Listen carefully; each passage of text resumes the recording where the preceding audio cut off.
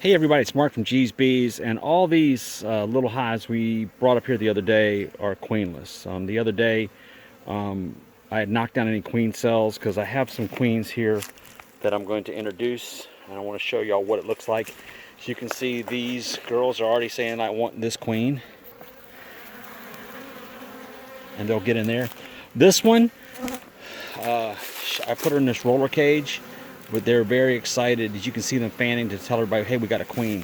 But I want to show y'all how this thing works. So here's a hive that is queenless, and here's a bee, queen. There's a little thing. You just put them there and just watch them go.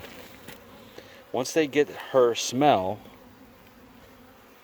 they'll start to go up and move right towards her.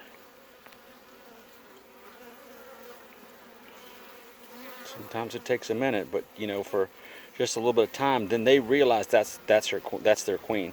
So what I'll do is I will staple this or pin this pin here, make sure the candy's up, and I poked a small hole in there, and then the bees that are there will go in and release her and accept her as their own. But you can see this one, they have really they really want a queen bad because they are hopelessly queenless. This one I put over here just a minute or two before. This was the cage that she was in. There she is there now. So probably gonna leave them there. You can see there's some shade here. They're feverishly trying to get into her because they are queenless and they want a queen.